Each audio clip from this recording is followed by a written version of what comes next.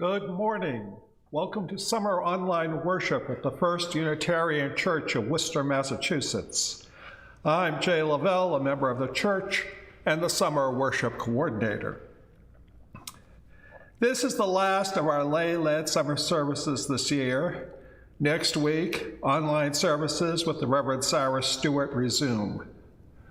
I want to thank all that have made these services possible. Our music coordinator, Carrick McCullough, our technical coordinator, James Hout, and our technical directors, Darren Belanger and Connor West. I want to thank all of our service leaders who have given of their time and shared their wisdom and words with us. And I want to thank all of you who have watched these services this summer. Please remember to subscribe to this page and to leave a comment below. Our service leader this morning is Steve Knox. Our musician is Carrick McCullough, and James Hout is our technical director. It is wonderful to have all of you who are worshiping with us this morning. Here at First Unitarian Church, we strive in loving fellowship to honor the sacred, connect with each other, and serve justice. We are a welcoming congregation, whatever your age, race, class, nationality, sexual orientation, or gender identity. We are delighted to have you with us this morning. We are thinking of all of you with love and affection during this difficult time when we cannot be together in person. You can stay connected to the church through our website, firstunitarian.com, our Facebook page, and our newsletter. If you would like to receive our e-newsletter, please go to firstunitarian.com and click subscribe to our newsletter at the bottom of any page. This is the day the Lord has made. Let us rejoice and be glad in it.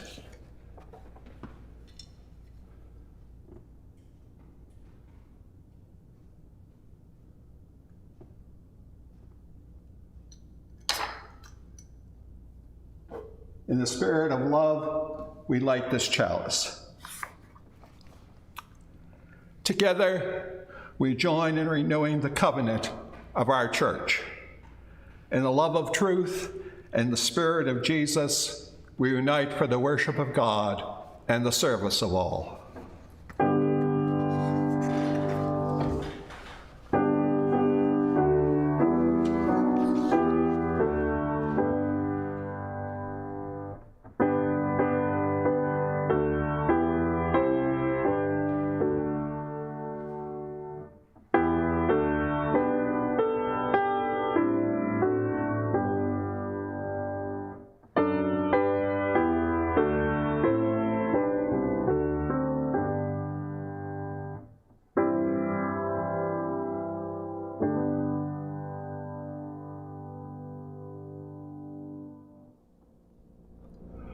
Good morning.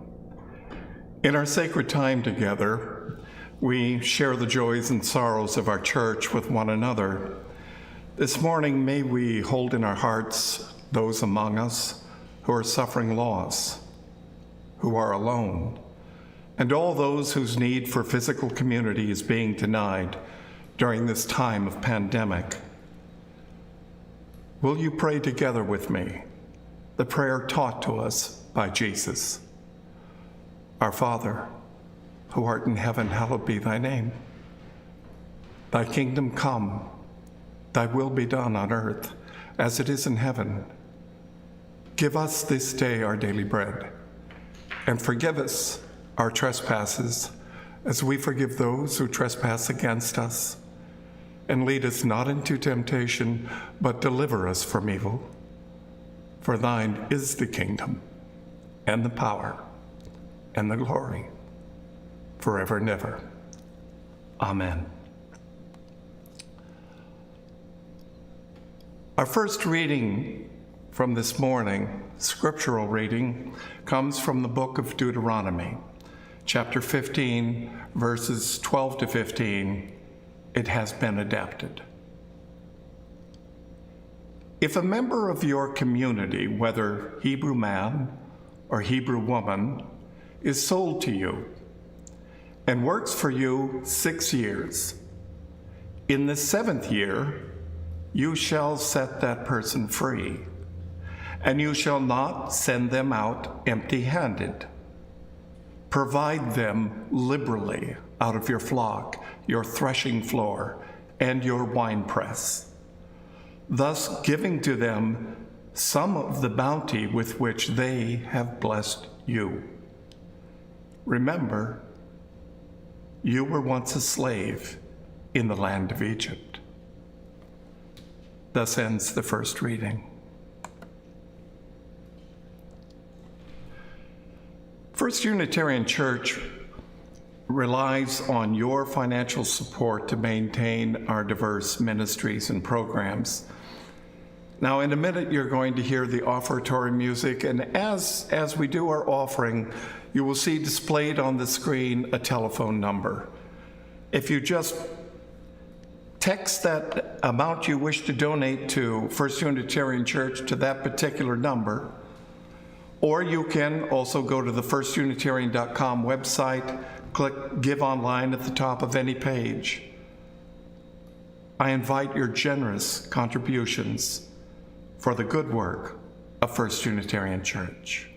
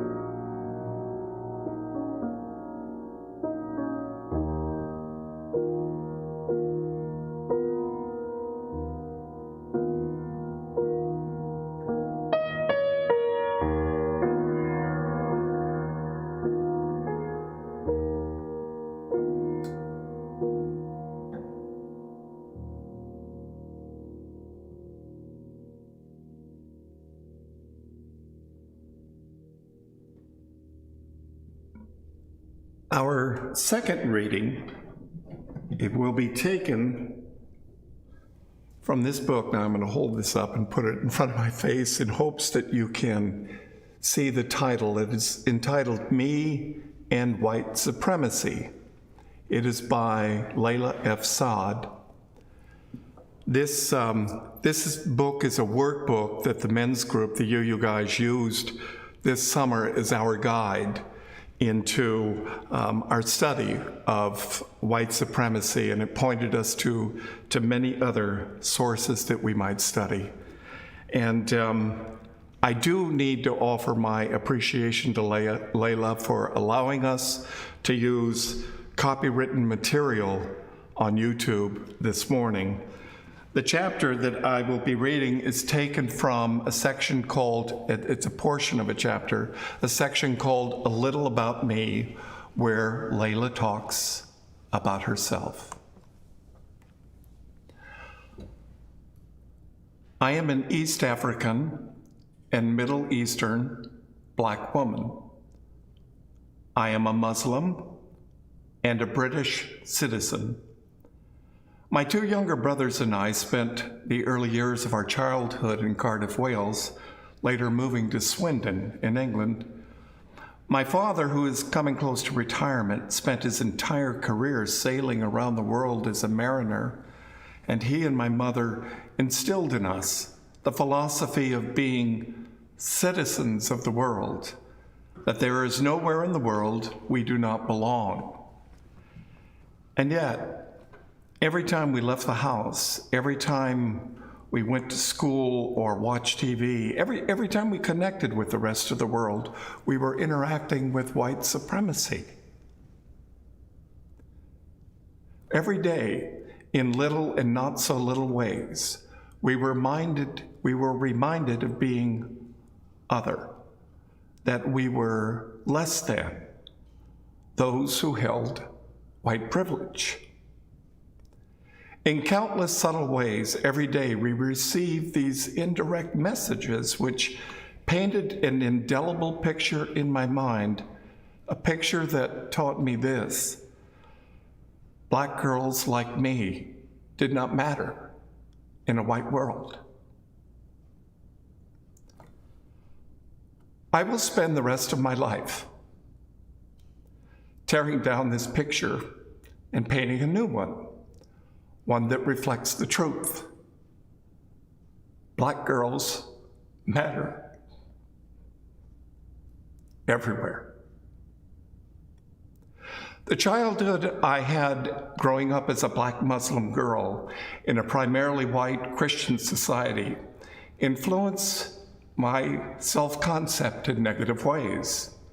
And as an adult on the worldwide internet, where more than 50% of the world's population spends their time, and where I do my work, I am exposed to white supremacy every day. I am a Black Muslim woman with a voice, which does not exactly protect me from getting abusive emails and social media messages for the work I do, the work of dismantling white supremacy. My work is born out of the pain and pride of being a Black woman. I do this work because white supremacy has negatively impacted how I see myself, and it will negatively impact my children, how they see themselves, and how the world will treat them. I do this work because people of color everywhere deserve to be treated with dignity and respect, something that white supremacy strips them of. And I do this work because I have a voice and because I was called to use it. And I am answering that call.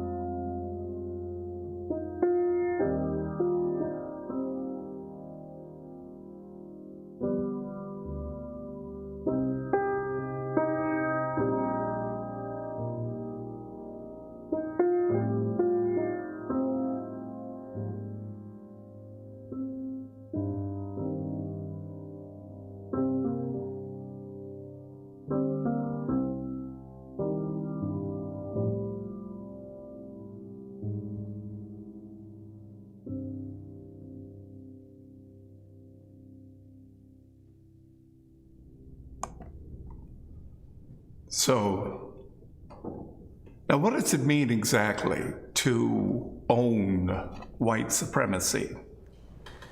Now, I know most of you who are listening this morning, some of you I've known for decades, and I know when it comes to issues around racism, I mean, we're a lot alike. We see ourselves as being on the right, the good side of this. We do not traffic in racist comments or engage in racist behaviors. And there are those whites among us who have black relatives, black friends. Many of us work in diverse environments.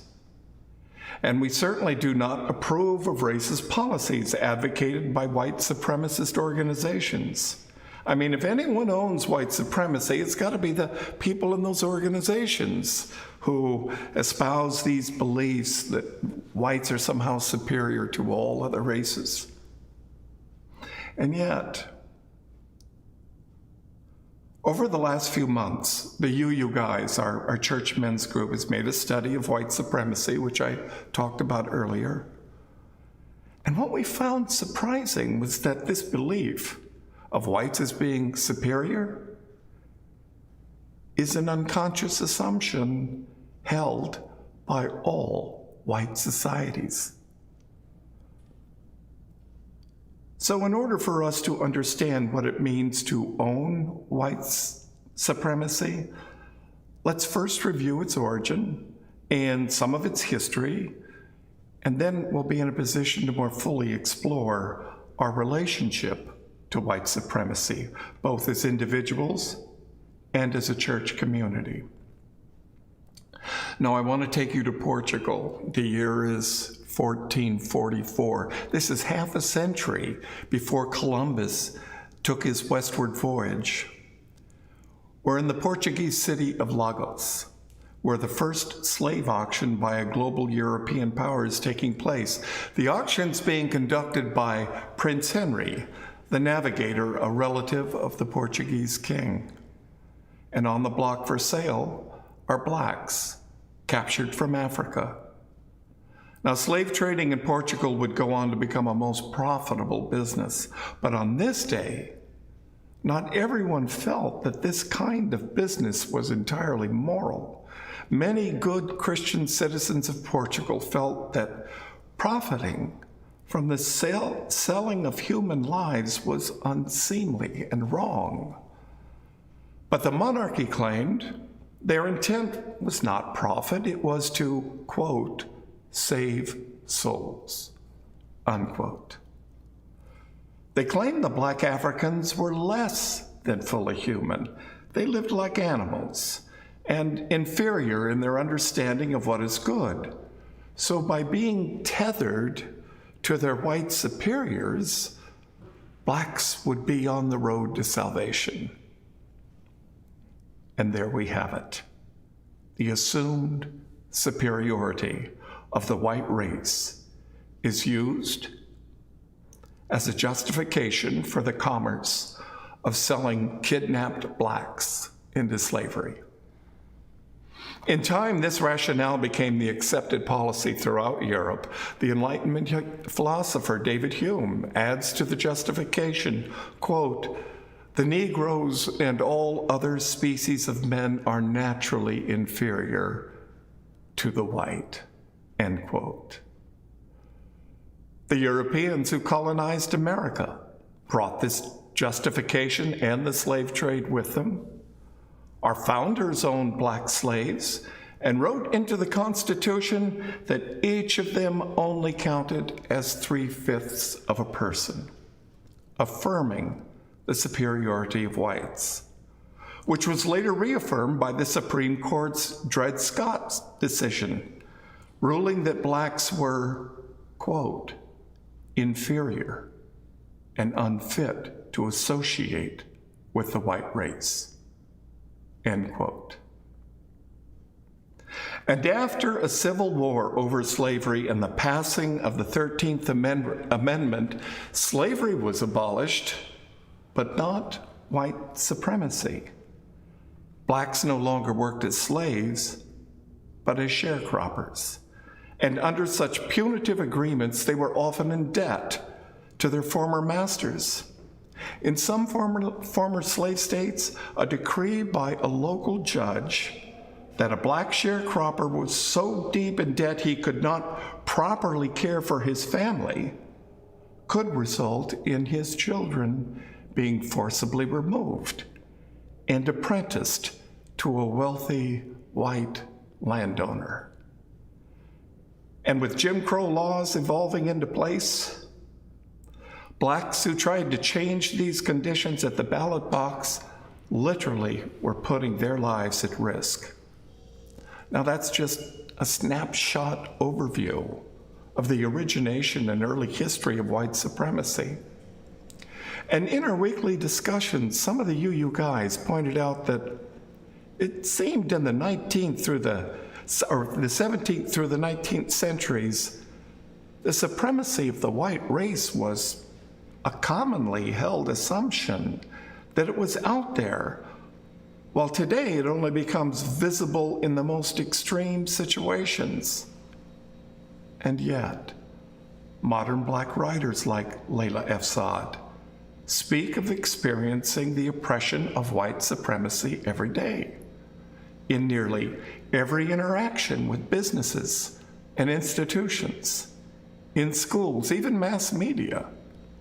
So, why is it? Why is it we whites do not see this everyday presence of white supremacy? Well, the resident historian in our men's group observed, we can't see it because we were born into it. And the presence of white supremacy in our norms, our laws, our everyday institutions is invisible to us. We are also not conscious of the privileges white supremacy bestows on us because they occur so frequently with such regularity. We just take them as being normal for everyone. But they are not. For people of color, white supremacy is experienced as oppression. For whites, it is experienced as privilege, as advantages we are given, advantages that have not been earned, that only come to us because we are white. When I put down an offer on a house I want to buy, I can be reasonably sure it'll go to the highest bidder. While blacks can't rely that a real estate agent would even let them know of the availability of a house in any neighborhood that is primarily white. When I interview for a job and don't get called back for a second round, I can assume I didn't interview well or that I was short in the desired qualifications. But blacks, because of their life experience, can never be certain how an interviewer has reacted to their skin color. And when I'm driving somewhere and I get pulled over by the police, I am pretty sure the traffic offense will not be driving while white. You know, a former boss of mine who is black tells the story of being followed by police for miles before he's pulled over. And this cold fear comes over him, and he mentally repeats to himself, "Don't question, just obey." He's told he didn't signal in time for a lane change. And after turning over his license and registration, he's asked to get out of the car. And then he's asked to submit to a pat-down search. And then he is told to sit in the back of the police cruiser while his car is being searched thoroughly. And after all that, they give him back his papers and they tell him, "Now you drive more carefully in the future." No citation was given. This is a clear example of being suspected of criminality solely because of skin color, a suspicion we whites have the privilege to never experience. These are just a few examples of the privileges given by white supremacy that occur every day. Now, while we whites are unconscious of the privileges we experience, blacks are very conscious of the undercurrents of oppression. In our study of white supremacy in the law, we found many egregious examples where whites have been granted land, housing, education, even business loans, all denied to blacks. I'm going to offer just one example of the many, just one, from the more recent 20th century. In 1932, part of the New Deal was the FHA, the Federal Housing Authority. It provided housing developers with low-cost loans to build new housing in the suburbs, which was outside the central city areas. These became the suburbs. It then provided potential buyers of these new homes with government-backed, low-cost, no-down payment loans. But buried deep in the FHA qualification guidelines used by the lending banks was a stipulation: the borrower had to be white. Blacks could not borrow money to buy these new homes, but they could buy the homes whites left behind in the inner city, but not with a bank loan. They had to buy directly from the homeowner, who sold the home on a private contract. The contract stipulated monthly payments, but the buyer couldn't sell the home. They couldn't utilize any equity gains on the house, not until it was fully paid off, which was usually a period of 20 or 30 years. But if they missed a single payment, the contract was foreclosed and the house returned to the prior owner, who then sold the home again on contract. Over time, the white homes in the suburbs gained in value, a source of wealth that could be passed on to their offspring in the form of higher education or inheritance. And at the same time, their former neighborhoods in the city deteriorated and lost value and became redlined districts for black occupancy. In our UU Guys meetings, the point was made by some that many of the laws previously favoring whites have been changed, and that with the civil rights movements of the late 60s, 70s, and 80s, blacks today are on a much more equal footing. Now, true, the FHA regulations have been corrected, but new laws continue to be written, and some of these specifically privilege whites, and at the same time exploit blacks. And I know this. I know this from my own experience. In 1982, I took a job at a private business institute in Manhattan. The institute was one of a host of privately owned vocational schools that arose in the early 70s, supported by government funding of educational grants. Now, this business institute ran ads on television. They put professional-looking posters in the subway cars and the buses, all aimed at blacks in the Bronx, in Harlem, and Queens. Their promise? A 2-year program for high school graduates, followed by job placement support to put them on the path to a high-salaried career. Those who had not completed high school would get remedial training to obtain their high school GED. Now, I was hired to be an admissions counselor, to interview and qualify youths who wanted to enroll in the institute.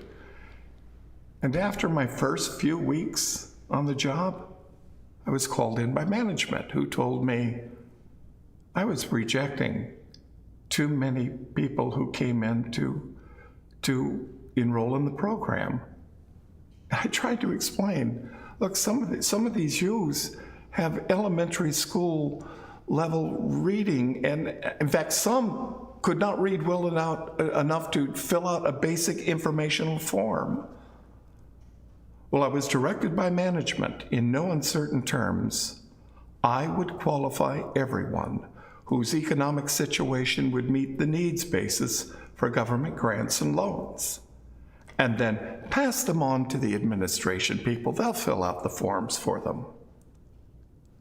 So, my real job was to qualify those who had the greatest economic need, even those who lacked the ability to read and would certainly fail to complete the program. This made little sense to me, to qualify students who could not handle the material and were bound to fail. So I expressed my concerns to another counselor, a fellow who'd been there for a couple of years, and he explained to me that at best, 1 in 5 of those enrolled would complete the program and have the opportunity to find decent work, but the remaining 80% would drop out within the first 3 months. And then he revealed to me the profit made by the school when a student dropped out. Once a student completed the first 2 weeks, which were the most remedial and easy, no matter when they might later drop out, the school had a legal right to 70% of the total grant money allocated by the government. Do you see it? The laws governing the education grants were written to guarantee profit to the vocational school owners and their investors. This law also paved the way for outright exploitation, to enroll students you know are likely to fail, saddle them with loans they might never be able to repay, and make a large profit in the process. And the more that dropped out, the more quickly room was made to immediately start enrolling a new batch. I was sickened. I could see what was going on, and I hated my part in it. The day I received my very next paycheck, I went to a bank at lunch hour. I cashed the check, and I never returned. And I felt guilt over my participation. But I didn't tell anyone. I didn't say to anyone what I had learned. I didn't write letters to the editor. I didn't complain to the local, state, or federal government representatives. I kept my shame and my anger to myself. I stayed silent. Silence is often what we whites do when we recognize incidents of racism. We keep our disapproval to ourselves. And in doing so, we are being complicit with white supremacy. Silence keeps white supremacy invisible, continuing its oppression of people of color. So now, we're ready to answer the question I began with. What does it mean to own white supremacy? For we who are white, it means this: to recognize and admit to ourselves that America's original sin yet lives, and we are part of it. We are the beneficiaries of privileges given by white supremacy over centuries, and we own that. We own that. And with ownership comes the responsibility to support the dismantling of white supremacy. And we start this by dismantling it from within ourselves. And here is how we do that in 3 steps. Step 1, educate ourselves. The materials out there, the books, the podcasts, the videos. Work on your own or as part of a study group, but learn the parts of history we were not taught. That it was forced black labor that was the driving economic engine of early America. That it was legal grants of affirmative action to whites over centuries that bestowed to whites land and housing and wealth. Read black writers, listen to black commentators, learn the language of oppression as experienced by blacks, and learn the details of the systemic racism that infest our businesses, institutions, and government. Step 2, end the silence. When we hear racist language or witness racist behavior, call it out. When we encounter examples of systemic racism, call it out. Write letters to your representatives. And when there are protests against racism, join the protest. Step 3, we take action. Now, white support of Black advocacy organizations is needed and encouraged, but the most important action we can take was written down more than 2,500 years ago in the book of Deuteronomy. Slavery in America may have ended legally with the Emancipation Proclamation, but the slaves were sent out, quote, empty-handed, unquote. We were told in Deuteronomy, provide them liberally, give to them some of the bounty with which they have blessed you. That fair share of the bounty was due more than 150 years ago. We've not only failed to do that, we have continued to deny blacks the same full access to the American dream from that time to today. The action that is needed to rectify and even the playing field is to vote in support of public and institutional policies which increase racial equity in earnings, housing, education, healthcare. Support racial equity for all those who have been long denied that same support that has been given to whites. We are a good people. We know when something's not right.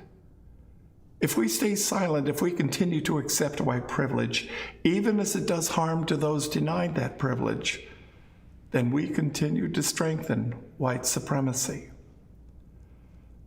This will not move us closer to the beloved community of justice and dignity and respect for all races, for all religions, for all genders, for all those who are called to be with whom they are in love.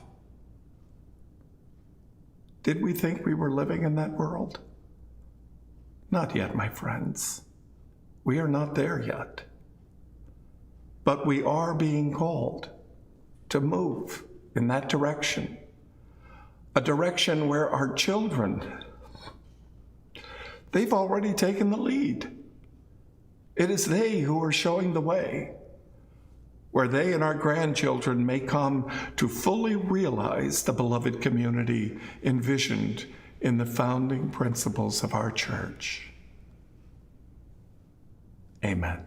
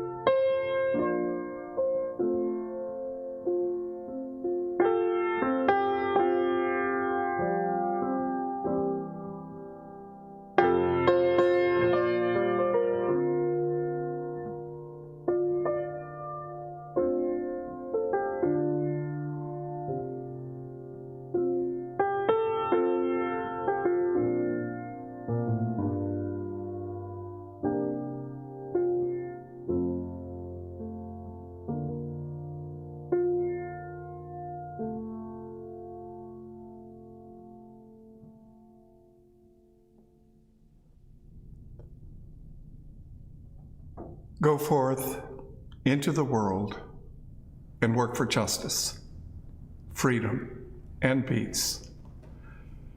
Reach out your hand to those who suffer oppression, rejection, and pain, that they may know they are not alone. And believe you can make a difference in this world. You can do what others claim cannot be done. Amen.